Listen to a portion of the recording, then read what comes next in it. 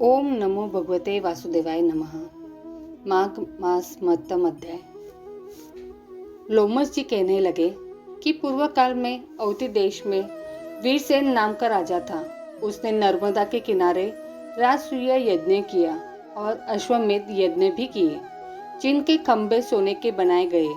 ब्राह्मणों को अन्न का बहुत सा धन दान किया और बहुत सी गाय, सुंदर वस्त्र और सोने के आभूषण दान में दिए। वह देवताओं का भक्त और दान करने वाला था। भद्र नाम का एक ब्राह्मण, जो अत्यंत मूर्ख, कुलहीन, कृषि कार्य करने वाला, दुराचारी तथा अधर्मी था, वह भाई बंधुओं का त्यागा हुआ इधर उधर घूमता हुआ देव यात्रियों के साथ प्रयाग में आया और माघ में उनके साथ तीन दिन तक स्नान किया। वह 3 दिन में ही निष्पाप हो गया। फिर वह अपने घर चला गया। वह ब्राह्मण और राजा दोनों एक ही दिन मृत्यु को प्राप्त हुए। मैंने ये दोनों को बराबर इंद्रलोक में देखा। तेज, रूप, बल, स्त्री, वस्त्र और आभूषणों में दोनों समान थे। ऐसा देखकर उसके महात्म्य को क्या कहा जाए। राजसूय यज्ञ करने वाला स्वर्ग का सुख भोगकर फिर भी जन्म लेता है, परंतु संगम में स्नान करने वाला जन्म मरण से रहित हो जाता है। गंगा और यमुना के संगम की हवा के स्पर्श से ही बहुत से दुख नष्ट हो जाते हैं। अधिक क्या कहे, और किसी भी तीर्थ में किए गए पाप माघ मास में प्रयाग में स्नान करने से नष्ट हो जाते हैं। मैं पिशाच मोचन नाम का एक पुराना इतिहास सुनाता हूँ। इस इतिहास को यह कन्याएं और तुम्हारा पुत्र भी सुने, इससे उनको स्मृति प्राप्त होगी। पुराने समय में देवदूती नाम का बड़ा गंभीर और वेदों का पारंगत एक वैष्णव ब्राह्मण था। उसने पिशाच को निर्मुक्त किया था। वेद निधि कहने लगे कि वह कहाँ का रहने वाला, किसका पुत्र, किस पिशाच को उसने निर्मुक्त किया। आप विस्तार पूर्वक यह सब कथा सुनाइए। लोमस ऋषि ने कहा, किल्पद्य से निकली हुई सुंदर सरस्वती के किनारे पर उसका स्थान था। जंगल के बीच में पुण्य जल वाली सरस्वती बहती थी। वन में अनेक प्रकार के पशु भी विचरते थे। उस ब्राह्मण के श्राप के भय से पवन भी बहुत सुंदर चलती थी और वन क्षेत्र रथ के समान था। उस जगह धर्मात्मा देवदूती रहता था। उसके पिता का नाम सुमित्र था और वह लक्ष्मी के वरदान से उत्पन्न हुआ था। वह सदैव आत्मा को स्थिर रखता, गर्मी में अपने नेत्र सूर्य की तरफ रखता, वर्षा में खुली जगह पर तपस्या करता, हेमंत ऋतु में सारस्वत सरोवर में बैठता और त्रिकाल संध्या करता। जितेंद्रिय और सत्यवादी भी था। अपने आप गिरे हुए फल और पत्तियों का भोजन करता था। उसका शरीर सूखकर हड्डियां मात्र रह गई थी। इस प्रकार उसको तप करते हुए वहां पर 1000 वर्ष बीत गए। तप के प्रभाव से उसका शरीर अग्नि के समान प्रज्वलित था। विष्णु की प्रसन्नता से ही वह सब कर्म करता। दधीची ऋषि के वरदान से ही वह श्रेष्ठ वैष्णव हुआ था। एक समय उस ब्राह्मण ने वैशाख महीने की एकादशी को हरि की पूजा कर उनकी सुंदर स्तुति तथा विनंती करी। उसकी विनंती सुनकर भगवान उसी समय गरुड़ पर चढ़कर उसके पास आए। चतुर्भुज विशाल नेत्र, मेघ जैसा स्वरूप भगवान को स्पष्ट देखकर प्रसन्नता के मारे उसकी आंखों में आंसू भर आए और कृतकृत्य होकर उसने भगवान को प्रणाम किया। उसने अपने शरीर को भी याद न रखा और भगवान के ध्यान में लीन हो गया। तब भगवान ने कहा कि हे देवदूती, मैं जानता हूँ कि तुम मेरे परम भक्त हो। मैं तुमसे अति प्रसन्न हूँ। तुम वर मांगो। इस प्रकार भगवान के वचन सुनकर प्रेम के मारे लड़खड़ाती हुई वाणी में कहने लगा कि हे देव, अपनी माया से शरीर धारण करने वाले, आपका दर्शन देवताओं को भी दुर्लभ है। अब आपका दर्शन भी हो गया, मुझको और क्या चाहिए। मैं सदैव आपकी भक्ति में लगा रहूं। भगवान उसके वचन सुनकर कहने लगे कि ऐसा ही होगा। तुम्हारे तप में कोई बाधा नहीं पड़ेगी। जो मनुष्य तुम्हारे कहे गए स्तोत्र को पढ़ेगा, उसकी मुझ में अचल भक्ति होगी। उसके धर्म कार्य सांगोपांग होंगे और उसकी ज्ञान में परम निष्ठा होंगी। इतना कहकर भगवान अंतर्ध्यान हो गए। तब देवनिधि कहने लगे, हे महर्षि, जैसे गंगा जी में स्नान करने से मनुष्य पवित्र हो जाता है, वैसे ही भगवान की इस कथा को सुनकर मैं पवित्र हो गया। कृपा करके उस स्तोत्र को कहिए जिससे उस ब्राह्मण ने भगवान को प्रसन्न किया। लोमश जी कहते हैं कि उस स्तोत्र को पहले गरुड़ जी ने पढ़ा, उनसे मैंने सुना। हे विप्र, यह स्तोत्र अध्यात्मक विद्या का सार, पापों का नाश करने वाला है। वासुदेव, सर्वव्यापी, चक्रधारी, सज्जनों के प्रिय, जगत के स्वामी श्री कृष्ण को नमस्कार है। जब स्तुति करने वाला जिसकी स्तुति की जाए तथा सभी जगत विष्णुमय है, तो किसकी स्तुति की जाए?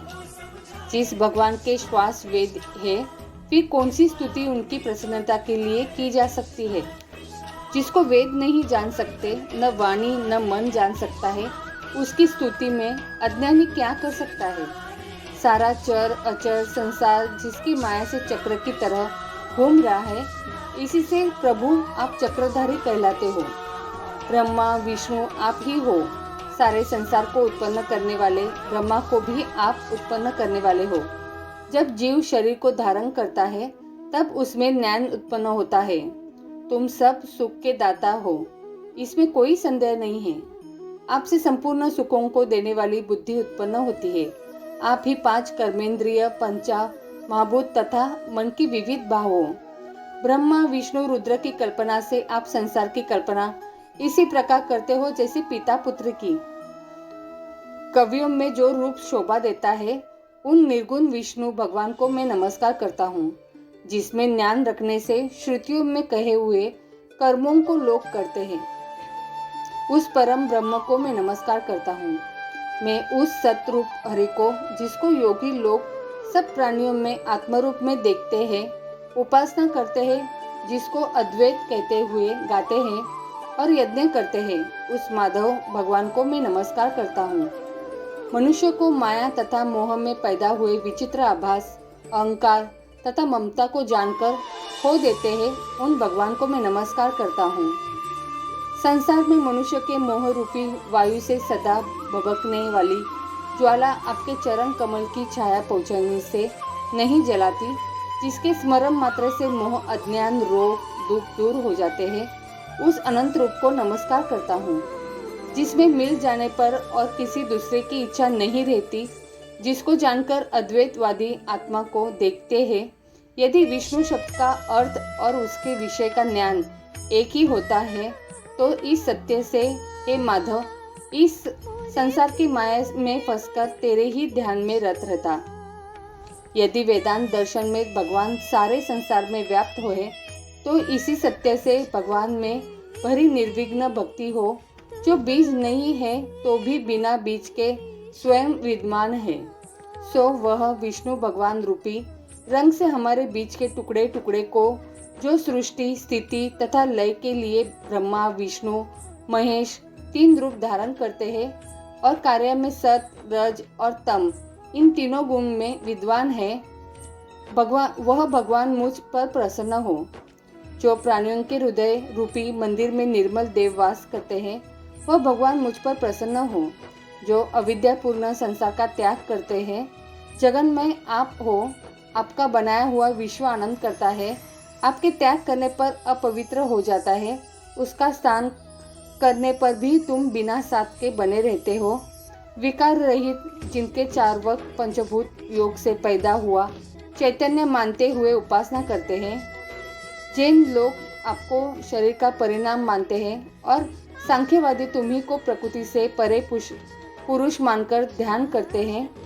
जन्म इत्यादि से रहित चैतन्य रूप सदा आनंद स्वरूप उपनिषद जिसकी महिमा गाते हैं। आकाश आदि पंच महाभूत, देह, मन, बुद्धि, इंद्रिया सब कुछ तुम ही हो, तुमसे अलग और कुछ नहीं। तुम ही सब प्राणियों को उत्पन्न करने वाले हो और मुझको शरण देने वाले हो।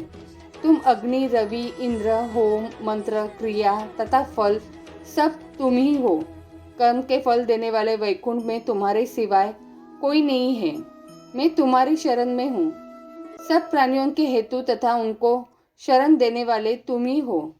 जैसे युवा पुरुष की युवती में और युवती की युवा में प्रीति होती है, वैसी मेरी प्रीति तुम में हो। जो पापी भी आपको प्रणाम करता है उसको यमदूत ऐसे नहीं देखते हैं जैसे उल्लू सूर्य को। प्रत्येक पाप मनुष्य को उस समय तक ही सुख देते हैं जब तक वह आपके चरण कमलों को सहारा नहीं लेता।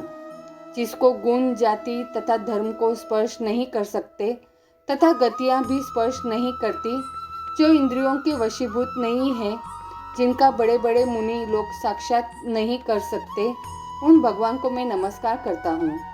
जितने ज्ञान रूपी सुंदर गुण हैं, जिन्होंने सुख स्वरूप मोक्ष रूपी लक्ष्मी का आलिंगन किया, जिन्होंने आत्मा स्वरूप सुख भोगा है और जिन्होंने ध्यान रूप से मृत्यु को वश में कर लिया है, ऐसे मुनियों से सेवित भगवान को नमस्कार है।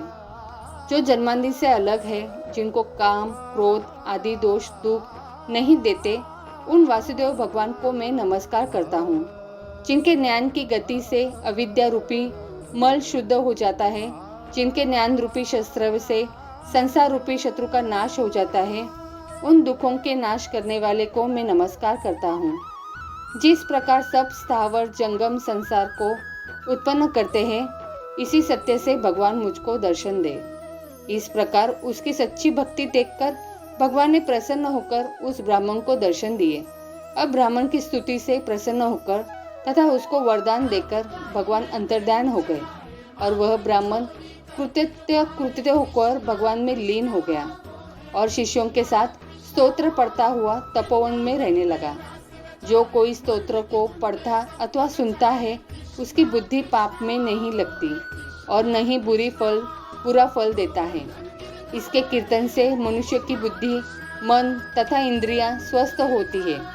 जो भक्ति पूर्वक इसके अर्थ को विचार कर इसका जप करता है, वह वैष्णव पद को प्राप्त होता है। इसके सदैव पढ़ने से मन वंचित कार्य सिद्ध हो जाते हैं। मनुष्य सुपुत्र पाता है तथा धन, पराक्रम और चिरायु प्राप्त करता है। इसके पाठ से बुद्धि, धन, यश, कीर्ति, ज्ञान तथा धर्म बढ़ते हैं। दुष्ट ग्रहों की शांति होती है। यह व्याधियों व अनिष्टों को दूर करता है, दुर्गति से तारता है। इसके पढ़ने से सिंह, व्याघ्र, चोर, भूत, देव, पिशाच और राक्षस का भय नहीं रहता। जो भगवान का पूजन करके इस स्तोत्र को पढ़ता है, वह पापों से ऐसे ही अलग रहता है जैसे जल पंख से कमल। जो इस स्तोत्र को 1 काल, 2 काल या 3 काल पढ़ता है, वह अक्षय फल प्राप्त करता है। जो मनुष्य प्रातः काल इस स्तोत्र का पाठ करता है, वह इस लोक और परलोक में अक्षय सुख पाता है। वेद द्युति का बनाया हुआ यह स्तोत्र भगवान को अत्यंत प्रिय है। अब भगवान के दर्शन कराने वाला है। योग सागर नाम का यह स्तोत्र परम पवित्र है। जो कोई भक्ति पूर्वक इसको पढ़ता है, वह विष्णु लोक को जाता है। अब पिशाच मोक्ष की कथा कहते हैं।